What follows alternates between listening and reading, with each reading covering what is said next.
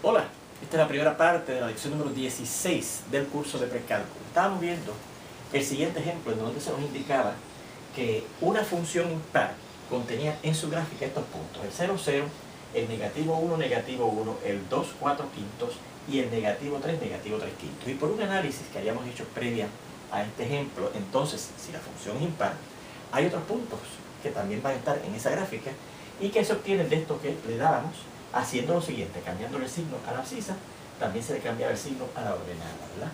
Y claro, si tomamos el primero, que es el 0, 0, el origen, si yo le cambio el signo al 0, se mantiene en 0, y si le cambio el signo al 0, que es la ordenada, también se mantiene en 0, así que en ese caso, ese punto origen, 0, 0, no produce ningún punto adicional ahora.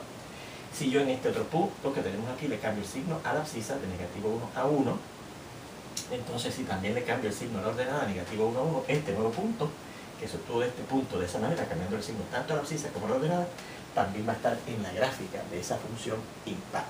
Y de la misma manera, pues si yo le cambio el signo al 2 a negativo 2 y le cambio el signo al 4 quintos a negativo 4 quintos, ese punto también va a estar en la gráfica. Y finalmente, si le cambio el signo a esta abscisa de negativo 3 a 3 y el signo está ordenada negativo 3 quintos a 3 quintos, este punto también va a estar en la gráfica de esa función impar. Entonces localizamos en un sistema de coordenadas, ¿verdad?, esos puntos que tenemos ahí, estos que nos daban y estos que determinamos, ¿verdad?, por esa propiedad de la función impar. Y la gráfica salía de esa manera. Y la idea era ahora ver por qué será que a las funciones que son impares también se les llaman simétricas con respecto al origen. Pues fíjense en esa figura que corresponde a esa gráfica de esa función impar con respecto al origen, que supuestamente es con respecto a lo cual es simétrica esa función, ¿verdad? Bueno, pues recuerde qué quería decir en cualquier geometría la simetría con respecto a un punto. ¿Qué quería decir? Que una curva, una figura que fuera, como en este caso esa gráfica que corresponde a esa función impar, fuera simétrica con respecto a un punto, en este caso con respecto al origen.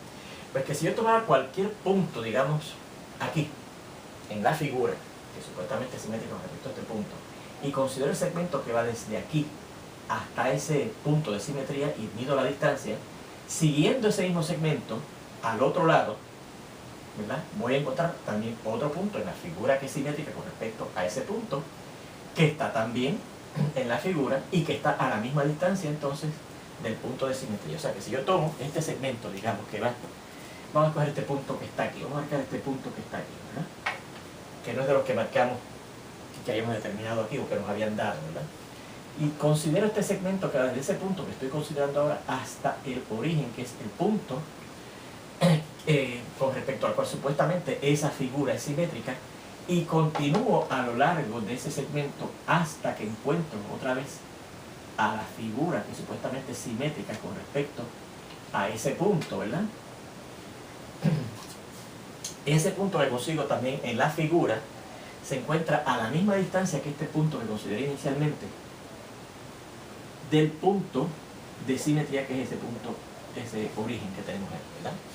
Así que esa es la propiedad que tiene que cumplirse que tiene que cumplir una figura, así es que simétrica con respecto a un punto. Y fíjense que efectivamente esa gráfica de esa función impar cumple con esa condición, ¿verdad? Y así que si yo tomo este otro punto, ¿verdad?, y hago lo mismo, trazo el segmento que va desde él hasta el origen, que es el punto de simetría de esa gráfica, ¿verdad?, y continúo, voy a encontrar en la gráfica al otro lado del punto de simetría otro punto que esté en la misma figura y que se encuentre entonces a la misma distancia a la que se encuentra este punto que consideré inicialmente en la figura, ¿okay? Así que eso es lo que indicamos aquí, ¿verdad? De esa manera, fíjense que funciones que sean impares, sus gráficas, si aparecen en el cuadrante número 1, ¿verdad?, entonces se van a reflejar en el cuadrante 3. Y si aparecieran en el cuadrante número 2, sus gráficas se van a reflejar en el cuadrante número 4, en ambos casos a través del origen, que es el punto de simetría. Bueno, pues a base de esa observación de por qué es que a las funciones impares se les llama también simétricas con respecto al origen, vamos a ver este otro segundo ejemplo que dice: dibuje el resto de las gráficas de las siguientes funciones impares. O sea, yo les voy a presentar ahora unas gráficas de unas funciones impares, parte de ellas, y usted va a completar el resto de la gráfica haciendo que sea simétrica con respecto al origen, ¿verdad? Y la primera dice así, pues sería así.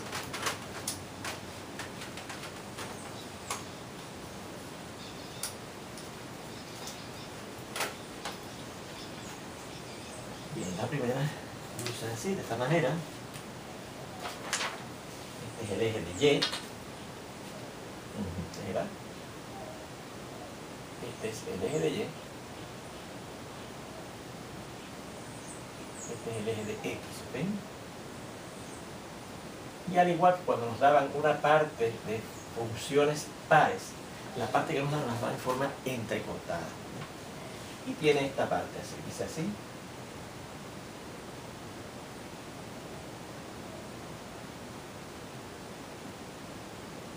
Nos dan esas partes de la gráfica de una supuesta función impar o simétrica con respecto al origen. Bueno, pues, entonces, esta parte que está aquí se tiene que reflejar acá, ¿verdad? A través del origen, haciendo más o menos la misma maniobra. ¿Ves? Fíjense que aquí se luce así, pues acá lucirá así, ¿verdad? Lucirá así. Así que esta que está aquí lucirá así, ¿verdad? Vamos a poner aquí una flecha para indicar que eso más o menos sigue así. Y por la misma razón, esta parte que está aquí, ¿verdad? Se reflejará, y fíjense que está en el cuarto cuadrante, se reflejará en el segundo cuadrante, haciendo la misma maniobra. O sea, según esto hace así, pues acá lo hará así, ¿verdad? De esta manera, digamos así.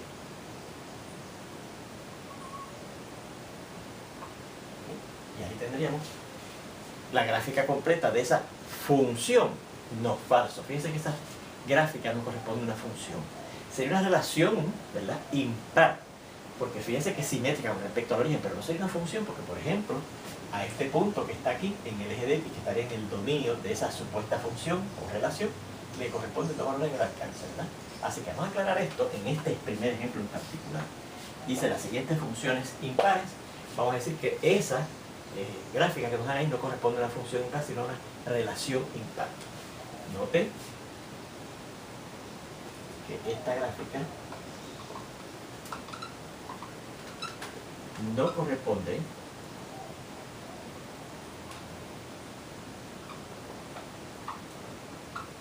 a una función impar, sino a una relación impar.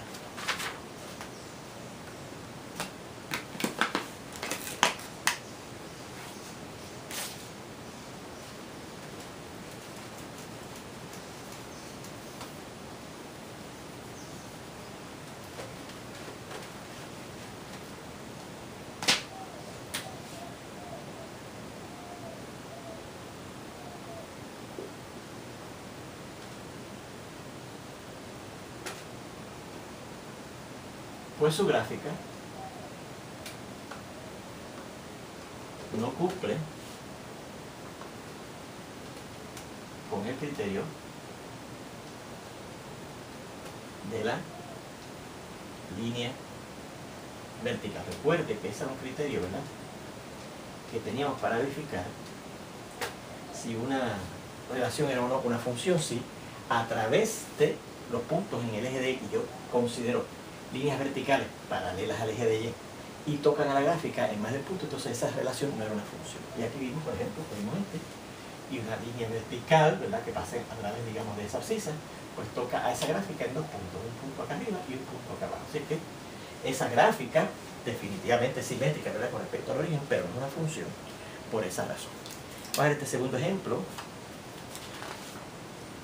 donde se nos presenta esta situación. A ver, vamos a ponerla acá.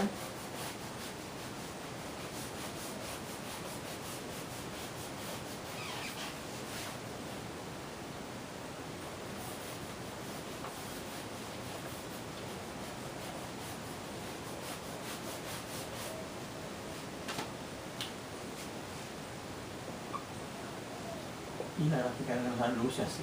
Este es el eje de Y. Y este es el eje de X. ¿Okay?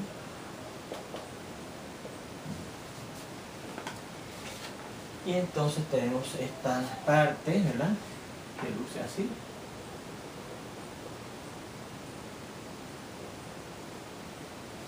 Esta parte que luce así.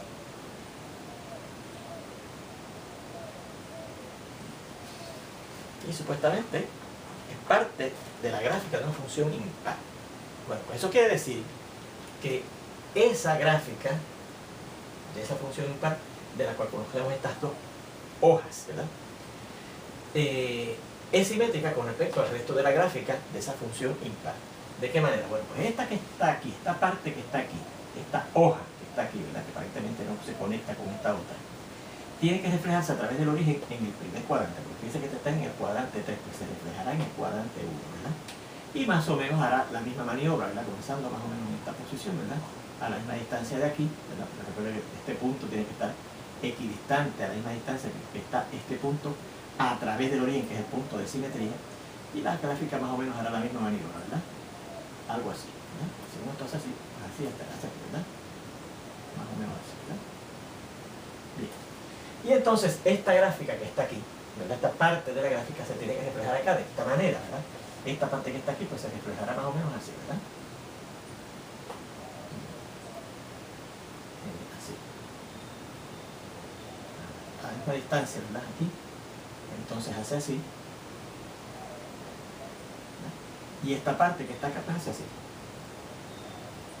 Más o menos reflejándose, ¿ves? Este punto se refleja acá, este punto se refleja aquí, ¿ves? Etcétera. Pues esta sería el resto de la gráfica de esa función que es simétrica con respecto al origen, o sea que es impar, ¿okay? Así que ahí tendríamos las partes que nos dan entrecortadas y la parte que nosotros suplimos sólida, ¿verdad? Fíjense que las tratamos de hacer lo más simétrica posible con respecto al origen, ¿okay?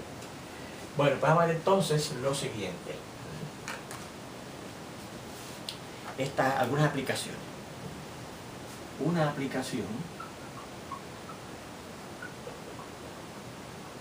adicional que tiene el concepto de función par o impar es en el dibujo de la gráfica de funciones. ¿Cómo vamos a ver eso? Pues en los siguientes ejemplos, que nos piden, como muchísimos ejemplos que hemos visto ya en este curso, que dibujemos la gráfica de cierta función. Dibuje la gráfica de las siguientes funciones. Y la primera nos dice que y es igual a 3x cuadrado menos 4. ¿Okay? 3x cuadrado menos 4. ¿Vale? Si hemos ido a dibujar la gráfica de esa función, lo primero que haremos, ¿verdad?, es preparar una tabla de valores que nos va a ayudar a determinar varios puntos en la gráfica de esa función, ¿verdad?, asignándole valores a la variable independiente, que generalmente es la x, como fue en este caso, y al asignarle esos valores a la x buscamos el valor correspondiente en la variable dependiente que representa los valores del alcance de la función. La x representa los valores del dominio y la y representa los valores del alcance de la función, ¿verdad? Más o menos preparamos la siguiente tabla y digamos que le asignamos a la x los siguientes valores. Dice negativo 3, negativo 2, 0, 1, 1 y 4. 1 y 4. Vamos a ver, negativo 3, negativo 0, 1 y 4. Muy bien. Ok. Pues entonces vamos a buscar los valores que le corresponden a la y, ¿verdad? ¿Cuánto será el valor de la y cuando la x valga negativo 3? Pues sustituimos en la forma, ¿verdad? Negativo 3 por lo que es la x, que es 3 negativo al cuadrado y menos 4. O sea, negativo 3 por 9, ¿verdad? Porque negativo 3 al cuadrado da 9, menos 4. O sea, negativo 27, porque negativo 3 por 9 es negativo 27 menos 4, da negativo 31. Pues bien, negativo 31. Voy a ver cuánto será el valor que le corresponde a la y cuando la x valga negativo 2, pues sustituimos, ¿verdad? Negativo 3 por negativo 2, entonces ahora en vez de negativo 3 al cuadrado, ¿verdad?, y menos 4. O sea, negativo 3 por y al cuadrado negativo 2 al 4, menos 4. O sea, negativo 3 por 4, negativo 12, menos 4 que da negativo 16. ¿Okay? Así que el valor que le corresponde a la y cuando la x vale negativo 2 es negativo 16. Cuando la x vale 0, ¿cuánto será y de 0? Pues será negativo 3, sustituyendo otra vez en la fórmula, ¿verdad? Negativo 3 por 0, que es lo que vale la x ahora, al cuadrado, y menos 4, o sea, negativo 3 por 0, porque el cuadrado de 0 es 0, menos 4. Menos 3 por 0 es 0, así que será 0 menos 4, da negativo 4. Así que la y vale negativo 4 cuando la x vale 1. Cuando la x vale 0, perdón. Cuando la x vale 1, pues será y de 1, será, sustituyendo en la fórmula, negativo 3 por 1 al cuadrado, negativo 3 por 1 al cuadrado, menos 4. Así que será negativo 3 por y el cuadrado de 1 es 1, menos 4, el negativo de 3 por 1 da negativo 3, menos 4, da negativo 7. Así que cuando la x vale 1, la y vale negativo 7. Y finalmente, cuando la x vale 4, ¿cuánto valdrá y? Pues da un y de 4, que será sustituyendo en la fórmula nuevamente, en vez de x ponemos 4, negativo 3, por 4 al cuadrado menos 4. Así que será negativo 3 por 16, ¿verdad? Porque al cuadrado 4 es 16 menos 4, o sea, negativo 48 menos 4 que da negativo 51. Y ya tenemos ahí varios puntos, ¿verdad? Que tal vez con ellos es suficiente para dibujar la gráfica de esa función. Sin embargo, vamos a notar lo siguiente, ¿verdad? Fíjense que ya podríamos, vamos a hacer ese comentario, ¿verdad? Note que con los puntos determinados en la tabla de valores,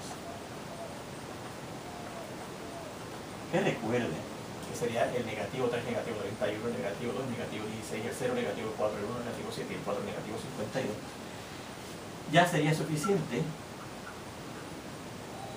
para dibujar la gráfica de esa función, ¿no?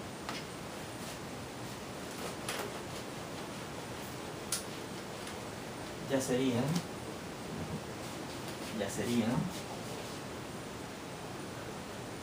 suficientes para poder dibujar la gráfica de nuestra función. Sin embargo,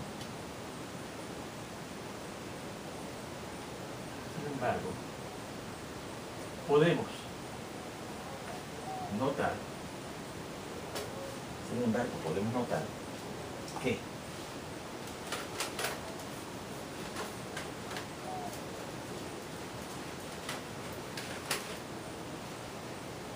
esa función, tenemos aquí, es par. Que la función dada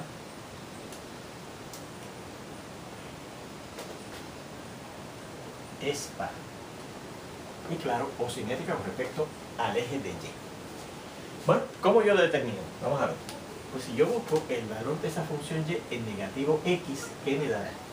Pues fíjense, sería menos 3 por, y en vez de x, ¿verdad? Pondríamos negativo x al cuadrado y menos 4. Pero esto sería negativo 3 por, y el cuadrado de negativo x da positivo, que es una potencia aparte de una base negativa, positivo x al cuadrado, menos 4. Y fíjense que eso mismo es la función y. O sea que cuando yo sustituyo aquí, en esta fórmula, en vez de x menos x, obtengo otra vez la misma función. F de menos x igual a f de x, y por lo tanto es par. ¿Okay? Así es que, ¿qué significa eso? Por la que aprendimos anteriormente. Que si yo conozco varios puntos en la gráfica de esa función par, yo puedo determinar otros puntos en la gráfica de esa misma función, sencillamente haciendo lo siguiente: cambiamos el signo a las abscisas, pero a las ordenadas no. ¿Ves? Fíjense que cuando yo le cambio el signo a la abscisa, que son los valores de la x, los valores representados por la x, que son los del dominio, obtengo los mismos valores en el alcance, la y, ¿se fijan? Así que fíjense que yo podría obtener unos puntos adicionales de gratis, ¿verdad? Esto nos ayuda, este dato nos ayuda a determinar otros puntos en la gráfica de esta función. Repetimos, ¿cuáles serán esos puntos? Pues los puntos que se obtienen cambiando el signo a las abscisas, ¿ves? A las x, pero no a las ordenadas, a las y. Así es que vamos a seguir aquí, ¿verdad? Puedo borrar esto, si no, pues recuerden darle una pausa y copiar estos cómputos si quieren copiar en su cuaderno para saber cómo sacaron o obtuvimos esos valores de la Y. Y entonces decimos, bueno, pues estos otros puntos también van a estar en la gráfica de esa función. Los puntos que tienen como abscisas estas, pero cambiándoles el signo, de negativo 3 a 3, de negativo 2 a 2. El 0 se mantiene, así que no hay que cambiarlo, ¿verdad? De 1 a negativo 1 y de 4 a negativo 4. Pero entonces las ordenadas se mantienen con su mismo signo. Vamos a ver. El que le correspondía a menos 3 era negativo 31, pues el que le corresponde a 3 también es 31 negativo. El que le correspondía a negativo 2 es negativo 16, pues el que le corresponde a 2 también es 16 negativo. El que le correspondía a 1 era negativo 7, pues el que le corresponde a negativo 1 también es negativo 7. Y finalmente el que le correspondía a 4 era negativo 52, pues el que le corresponde a negativo 4 también es negativo 52. Fíjense que se le cambia, repetimos, los signos a las abscisas, pero a las ordenadas no. Porque esa es la propiedad que tienen las funciones pares o simétricas con respecto al eje de Y. Aunque usted le cambie el signo a la variable independiente, la variable que representa los valores del dominio, obtiene el mismo valor en el alcance, ¿ok? Sin cambiar el signo. Bueno, pues ya tenemos definitivamente un montón de puntos en esa gráfica, vamos a dibujarla. Pues aquí tenemos nuestro eje de Y y nuestro eje de X, ¿verdad? Y localizamos en esa gráfica, ¿verdad?, los puntos indicados o determinados en esa tabla de valores, ¿verdad? El eje de Y y el eje de X, ¿verdad?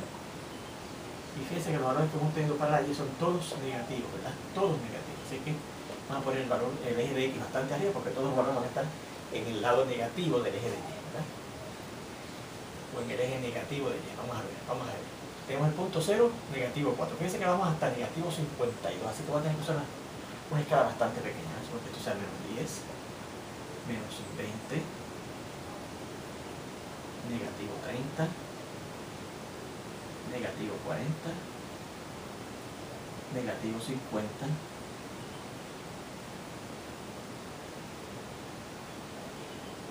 y negativo 60. Y vamos al punto negativo 3, empezamos con este, ¿verdad? Negativo 3, negativo 31. Negativo 3, vamos a ponerlo por aquí, ¿verdad? Fíjense que los valores de la X sí pueden ser bastante, o sea, la escala puede ser bastante grande, ¿verdad? Negativo 3, negativo 2, negativo 1, 1, y negativo 4, que vamos a llegar hasta negativo 4, lo ven aquí. 1, 2, 3 y 4. Bueno, tenemos el punto negativo 3, negativo 31. Negativo 3, negativo 31 es por aquí más o menos, ¿verdad? Negativo 3 y ordenada, negativo 31 más o menos por aquí.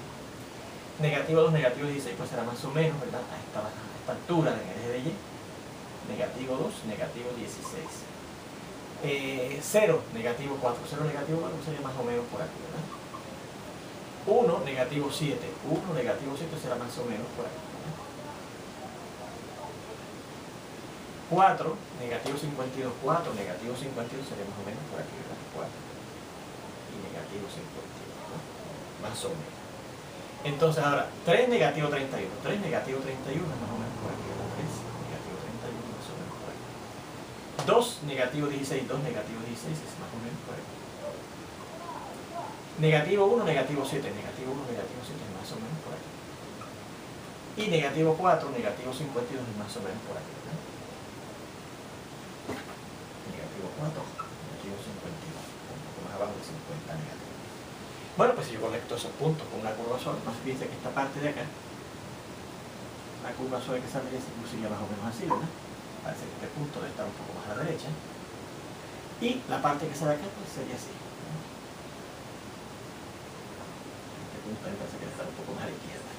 ¿Qué notamos? Que efectivamente la gráfica de esa función yo veo que es simétrica con respecto al eje de Y. La parte que está a la derecha del eje de Y se refleja a la izquierda idéntica, ¿verdad?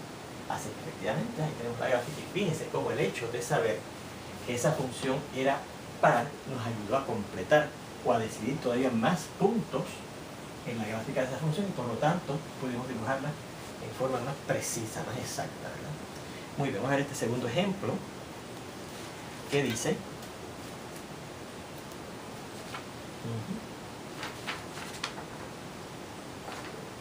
dice que Y, segundo ejemplo, dice que Y es igual a 1 sobre 2x más 3 sobre x al cubo. Esa es la función que nos dan ahora, 1 sobre 2x más 3 sobre x al cubo. Exacto. Y queremos dibujar su gráfica. Bueno, pues tenemos que definitivamente primero preparar una tabla de valores. ¿Okay? Vamos a prepararla acá. Y vamos a suponer que yo a esa a la variable independiente, que es la x, le asigno los siguientes valores que voy a indicarles ahora.